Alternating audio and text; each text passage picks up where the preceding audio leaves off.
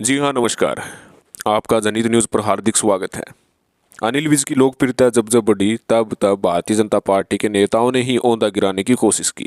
जी हाँ, ये हम नहीं बल्कि ये अनिल विज का इतिहास कह रहा है। ध्यान से इस वीडियो को शुरू से अंत तक देखिएगा, जानिएगा। कमेंट बॉक्स में अपनी राय भी दीजिएगा। आपको बता दें कि अनिल विज 7 बार विधानसभा चुनाव लड़ चुके हैं, 7 में से 6 बार जीते हैं।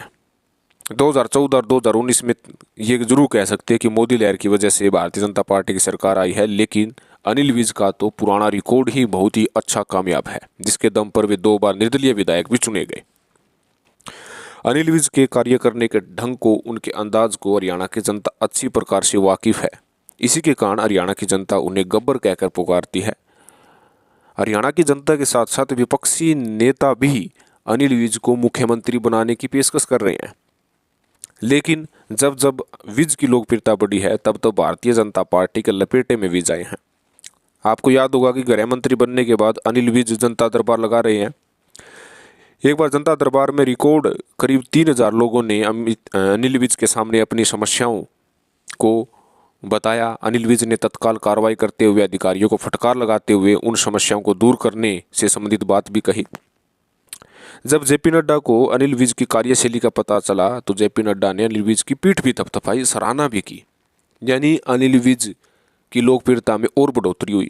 लेकिन उसके बाद जब अमित शाह का हरियाणा में आगमन हुआ तो एक स्वागत, अनिल जी थोड़ा संक्षिप्त में करना पड़ेगा। ठीक है। ये स्वागत भाषण है। अभी ठीक है, 5 मिनट का समय था, आपका 8.5 मिनट हो चुके हैं। मैंने भाषण के दौरान अनिल विज को बीच में रोका टोकी अमित शाह ने की।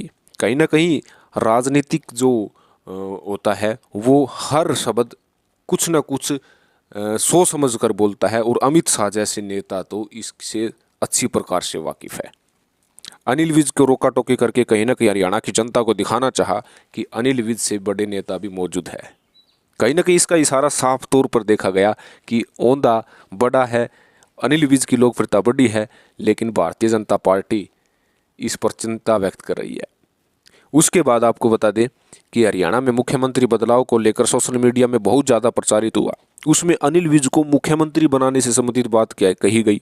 हरियाणा की जनता के फेवरेट नेता के तौर पर इस वक्त अनिल विज चल रहे हैं, क्योंकि कार्य करने का तरीका, ढंग, अंदाज बहुत ही अलग है।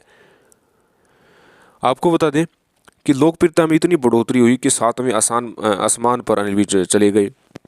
लेकिन जब मुख्यमंत्री ने मंत्रालय को विलय को लेकर अपनी बात रखी, कैबिनेट जो है मीटिंग आयोजित की, उसमें शिक्षा, तकनीकी, साइंस और टेक्नोलॉजी जो विभाग जो अनिल विज के पास था, अब वह शिक्षा विभाग के पास चला गया है, शिक्षा मंत्री के पास चला गया है।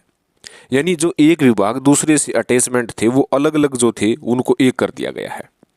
आपको पता है कि अनिल विज के पास गृह मंत्रालय है, गृह मंत्रालय में पुलिस विभाग आता है, लेकिन पुलिस विभाग तो अनिल विज के पास है, लेकिन सीआईडी विभाग मुख्यमंत्री के पास है।